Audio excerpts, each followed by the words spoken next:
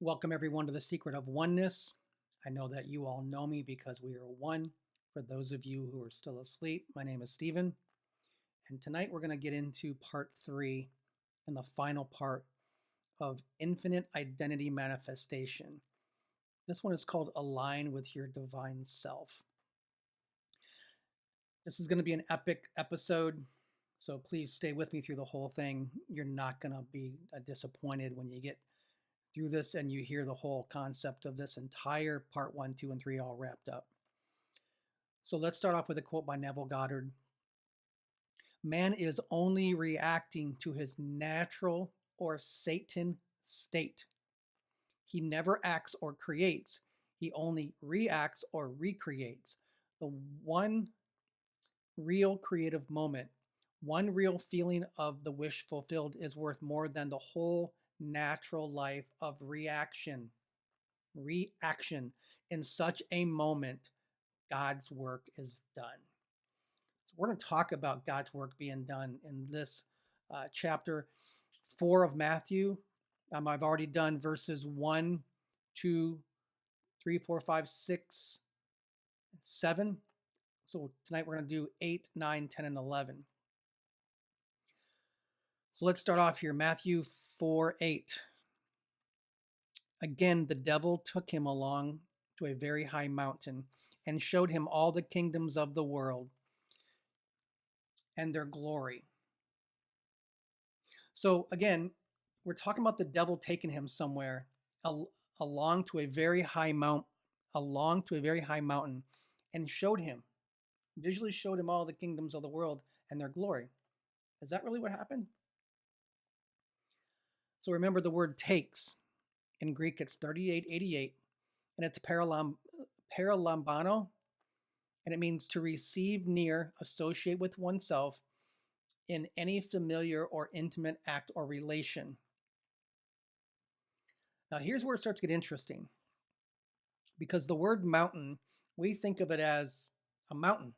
You know, you see a mountain, snow-capped mountains in Colorado or the Himalaya mountains, okay? A mountain, in Greek, the word origin, it says probably from an obsolete aîrω, which means to rise or rear up, perhaps akin to the word take. A primary root is to lift up, by implication, to take up or away. Figuratively, it means to raise your voice, to keep in suspense the mind, especially to sail away. So a mountain can really talk about things that have been taken up or away, something that's raised. Okay, it doesn't have to be a physical, pointed, mountain or dirt or whatever you want to call it, right? So let's get into the next word here, the word high. As it says a very high mountain. So high in Greek is 5308, and it means lofty, in place or character or elevation. So it means something that's elevated. So a mountain already has something that's taken away or up or raised, but this is saying it's elevated even higher. So the devil took him to a very high mountain and showed him all the kingdoms of the world and their glory. Now the word exceedingly, because in the actual original Greek, it's the word exceedingly.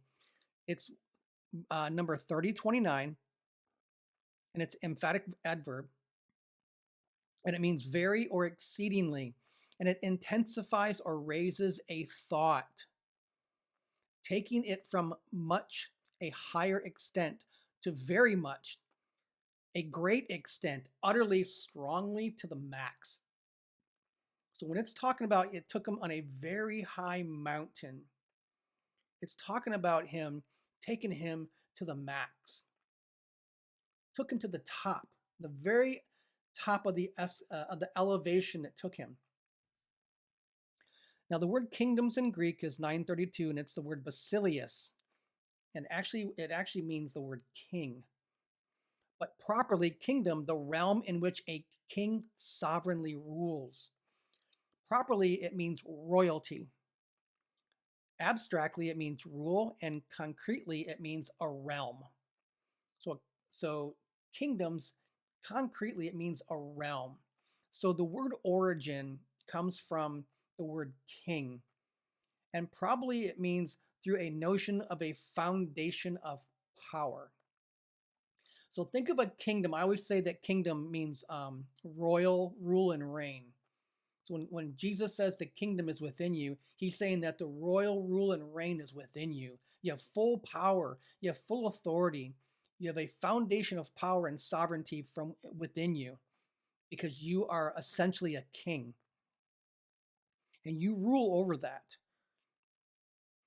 Now, the word glory, very interesting because it says it showed him all the kingdoms of the world and their glory. And remember, the word world is just the word cosmos. It doesn't mean earth. It means the cosmos. It means everything. So the word glory in Greek, it's 1391 and it's the word doxa, D-O-X-A. And it means glory.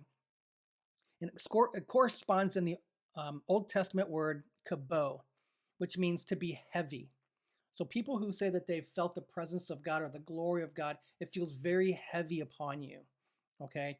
So both terms convey God's infinite, intrinsic worth, substance, and essence.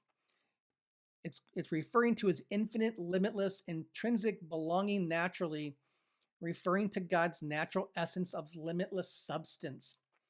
So when I was breaking this down, I was trying to figure out like how could the devil take him to a very high place in the physical realm and show him the power, the foundation of power and royalty, if it has something to do with God's limitless, natural, intrinsic nature. And then I read a little bit further, and it says that doxa comes from the word dokia, and it means exercising personal opinion, which determines value. Let me say that again. Doxa comes from the word dokia, D-O-K-E-O, and it means exercising personal opinion, which determines value. So it's talking about when you look at something, somebody can say that thing's worth $10,000, and you can go, well, it ain't worth $5 to me, because that's your personal opinion of that's what you place the value of it on.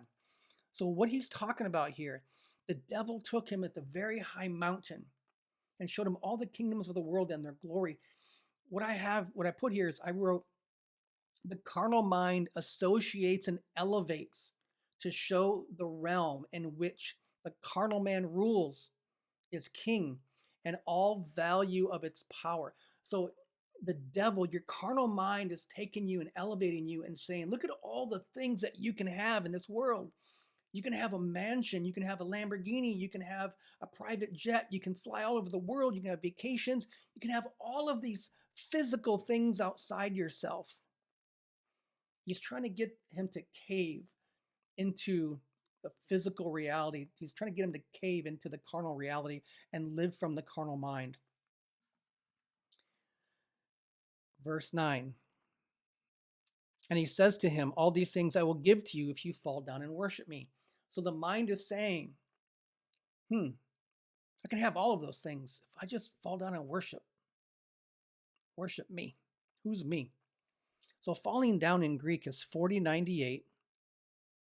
And it's the word pipto, P-I-P-T-O, pipto. And the word origin, it says probably akin to the word flying. Through the idea of alighting, get off, disembark, referring to getting off a train, a bus, or transport. So falling down doesn't mean you trip and fall down. It's talking about you exiting or disembarking or you letting go and getting off. Okay, like you're getting off of a train or an airplane. And then it says you will worship. It's Greek 4352. Proskuneo, it has been metaphorically described as the kissing ground. The word origin means against and a probable derivative of the word dogs, meaning to kiss like a dog licking his master's hand. So when it says to fall down, it means to get off. It's referring to getting off a train or a bus or a transport and to get down and lick the master's hand like a dog. Now, here's what's interesting. And he said to him, who's him? Remember, I've talked about him as the self within you. That's your true identity. That is what you manifest from you. That's the being that you manifest. And he said, and the devil, the carnal mind, is talking to the knower. The knower that sometimes struggles with identity because it's trying to prove itself, but it can't because it just knows. And he said to him, all these things I will give you if you fall down and worship me. All of these things I will give to you if you allow me to be the one in charge. You fall down and worship me. Me in the Greek is 1473, and it's the word ego. Emphatically of the first person.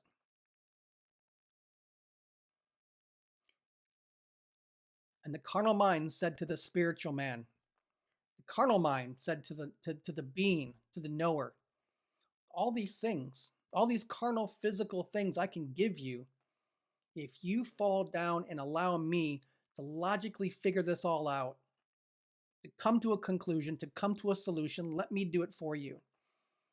If you bow down to me and allow me, if you lick my hand, kiss my hand, kiss the ground I walk on, and allow me to be in power, I'll give you all of these things. But the Bible says the devil's a liar. So the carnal mind can't give you all of those things because it has no power. It can earn them. You can work really, really hard, go to school, become a lawyer, make a lot of money, own a corporation, and get all of those things. But you're still never going to have inner peace because you don't know your knower. You're not in the right identity. You're in the carnal identity. Who's the thinker, the logic, the one who doesn't know. The carnal mind does not know anything because it's always requiring proof. The carnal mind is offering you things outside yourself if you disembark, if you submit to the carnal desires, if you submit to the carnal senses. It's promising you everything, but it's really giving you nothing because there's nothing outside of yourself. That's why the devil's a liar. That's why your carnal mind is a liar, because there's nothing outside of you that can gratify you, that can give you peace, that can give you joy, that can live from that identity from within you. You could live in complete poverty, but in your heart you could be completely at joy, because it's not about the things outside of yourself. Yes, they provide pleasure, they provide comfort, but your identity is all power, all knowing, and can meet every need. And that is why the carnal man, the carnal ego, the devil, the carnal mind wants to control, because it wants to prove. But there's nothing to prove because there's nothing outside of you. Gives me chills, because this is where it's going to get, this is where the fireworks is going to go off. This is the 4th of July moment. Verse 10, then Jesus said to him, go away, Satan, for it is written, you shall worship the Lord your God and serve him only. Now this is where the church goes, yay, congratulations, Jesus told the devil, go piss off. That's not what it's doing. In the Greek it says, then says to him, Jesus, get you away, Satan. It has been written, for the Lord, the God of you. You shall worship, and him alone shall you serve. I put this in here for context. Let me say it again. Then says to him, Jesus, get you away, Satan. It has been written, for the Lord, the God of you. The God of you. The law within the Lord is the God of you. You shall worship. You shall kiss his hand. and him alone shall you serve. Now, the word Satan, or as I call it, the Satan, the Satanus, is 4567. And most of you know Satan as the devil, the man with the pitchfork, the red skin, the tail, the horns, the evil entity that fights God and opposes God. But here it is in the original Greek. The original word in Greek is the 3 Hebrew letters. And here's where we're going to get into some Hebrew. And this is why understanding context, again, is so important. Again, for anybody who doesn't know, go into the description. I'm going to have all the stuff in the description. You can look at the letters. The Hebrew letters are all in there. It says to see Hebrew mabad, and mabad means separation, solitude, and isolation. So the original word for Satan, the original word, the origin, is 4566, and it means separation. It means duality, two minds, solitude, and isolation. Now, the 3 letters are the letters shin, S-H-I-N, shin, which means fiery challenge or transformative power. The second letter is tet, T-E-T, and it means hidden opposition, enclosure, or limitation. The third letter is the letter nun, N-U-N, and it's perpetuation, continuation, or manifestation. So the word literally encodes the adversary as the hidden testing force that perpetuates struggle and separation. That's what the Satan is. It's not a devil. It's not a man running around in a pitchfork and telling you bad things in your head. The adversary as the hidden. Can't see it. It's a testing force. It sounds like the tempter that we talked about in earlier parts, part 1 and part 2. We talked about the tempter or being tempted. The adversary as the hidden testing force that perpetuates struggle and separation. It's the carnal mind trying to prove itself. It's the carnal mind going, yeah, but I tried this and it didn't work. Let me come up with another solution. Let me try a different technique. Let me try to manifest $5 instead of $500. You're not doing it right. Maybe you should try this technique. Maybe you should go listen to this teacher. This guy's too religious. This person doesn't know what they're talking about. This one over here just says to repeat it 10,000 times and you'll just manifest it. All of that is the Satan. It's the one that's creating the separation. It's the hidden testing force. It's the one that doesn't allow you to rest. It's the one that does not allow you to rest. It's tempting you. Do it again. Try again. Do it more. Do it harder. Do it faster. Watch more videos. It's the one. The adversary is the hidden testing force that perpetuates struggle. I'm trying to make it happen. Manifestation is effortless when you know who you are. Remember, we talk about identity here. Be the knower, the being within you, the one that's at rest. You don't need to struggle. There's no separation. It's the carnal mind. It's the Satan. It's the devil that's creating all of that. The word Lord. Oh, let me go back here real quick. In mystical terms, this aligns with the carnal mind or the ego, the part of consciousness that opposes the awareness of self, which is the I am. It's the autos. Remember, we talked about the word him, and the word autos means it's back on yourself. It's reflecting yourself. It's creating walls, limitations, and resistance for the sake of learning and purification. Now, remember in the last part 2, we talked about where it says that he took him to the holy city. He's taken you to a different place of walls. So every time that you come up against something, you're getting a different version. Let me try to manifest this. That didn't work. Let me try to manifest something else. Your carnal mind is taking you to the holy city. He's taking you to different prisons, different religions. Oh, I used to be a Christian, now I'm Catholic, now I'm Hindu. Those are all prisons. They're all the holy city. They're all a different place with walls. They all have limitations, they all have resistance. But it's for the sake of learning and purification. So, again, I want to say this again. In mystical terms, the Satan, this aligns with the carnal mind or the ego, the part of consciousness that opposes the awareness of self. In Romans 8:7, it says that the carnal mind is against God and it always will be. This is saying the exact same thing. It's referring to the carnal mind as the Satan that opposes the self, the awareness of self. It opposes the God within. The Lord in Greek is 2962, and it's Kyrios, and it means properly a person exercising absolute ownership rights. It means Lord. That's why you have the word landlord, because they have ownership rights. The one with absolute rights is within you. It's within imagination. The Lord, the law of assumption, the Lord has absolute rights within you, within your imagination. And it says, you shall worship. We talked about this in the last one.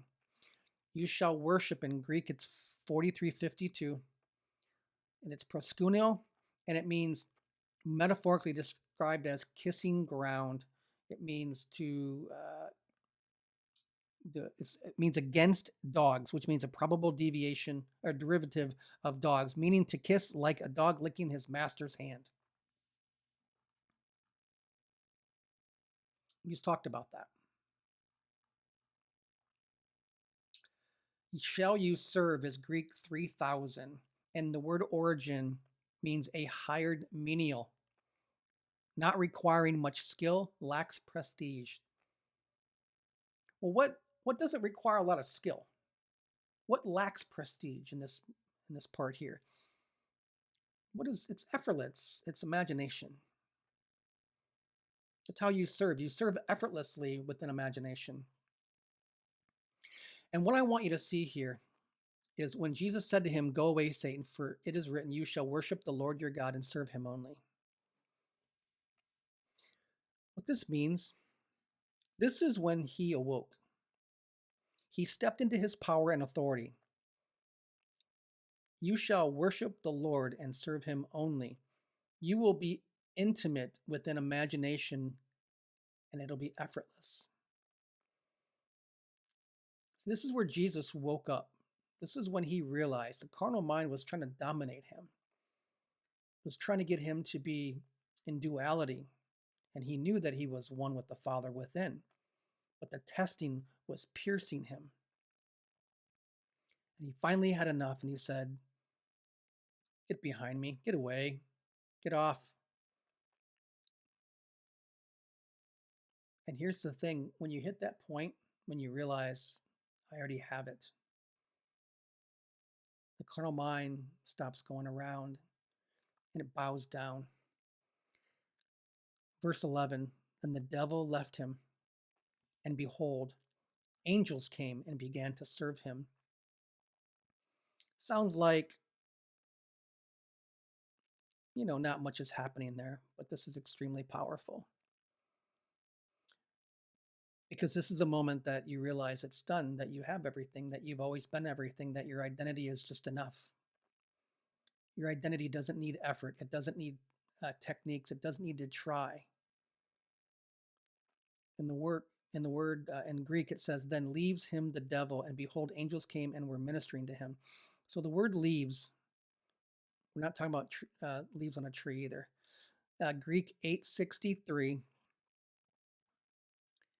and it's from the word apo and the word himi, and it means away from or send. So properly it means to send away or release or discharge. And behold in Greek is 3708, and it's the word horeo, and it means properly see, perceive, often with metaphorical meaning. That's in the original Greek. It says that the word behold is often with metaphorical meaning, and it means to see with the mind.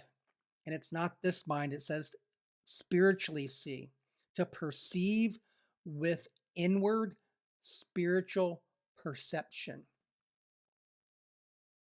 So the word behold, it says the devil left him, and behold, after the devil left him, after the carnal mind bowed down, then you will see with the spiritual mind. You'll perceive with your inward perception. The word angel is Greek 32, and it's a messenger or a delegate, and ministered in Greek is 1247. And it's to be an attendant, to wait upon. So it says, I have here that the carnal mind yielded, because remember it says it leaves, send away. And he became aligned with his true identity, and the imagination flows without hindrances. I want you to get this. This is, if you're listening this long, this is the part that you have to understand. It says, behold, that's the connector between when the devil left him and when he was served. When the carnal mind left, and as you're receiving your manifestation, as you're receiving what you've asked for, what you've believed for, what you know that belongs to you, what you know you have, the perfect health that you're looking for, before you get that, you have to release the carnal mind, send it away, tell it to shut up. Between those two things, it says, behold. And in the behold, you're going to properly perceive and see within yourself that whole manifestation. You are going to perceive and see with inward spiritual perception. This is what you've been looking for this whole time.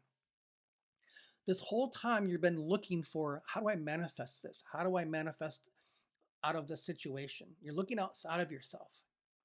But this is saying, once you stop, once you turn off the carnal mind, once you send it away, turn it off, shut up, you're no longer in control here. I'm going to sit in my knowing. I'm going to sit in the present moment, and I'm going to recognize that I am the faceless, formless, invisible substance of power, that I am all that is, that I am love, that I am perfection, that I am unstoppable.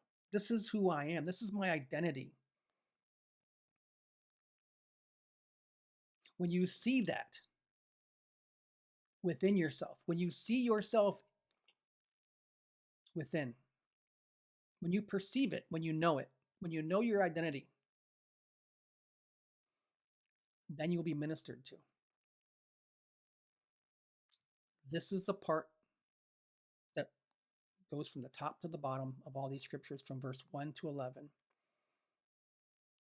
This is the moment that you're looking for.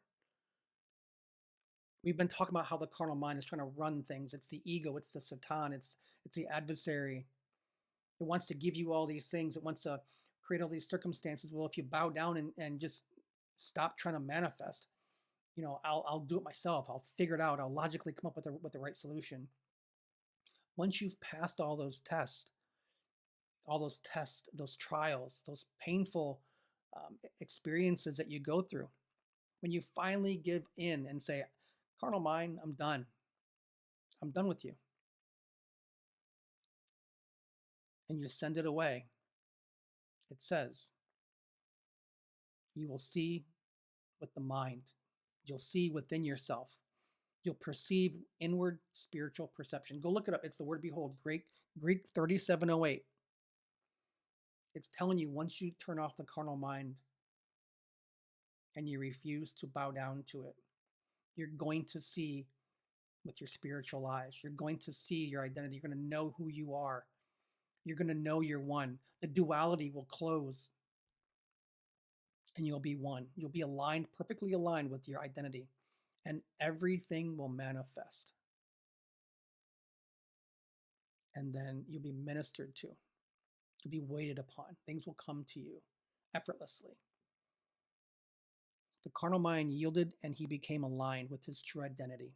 And the imagination will flow without any hindrances. Everything will come. You are complete in Christ. There's nothing missing, nothing broken.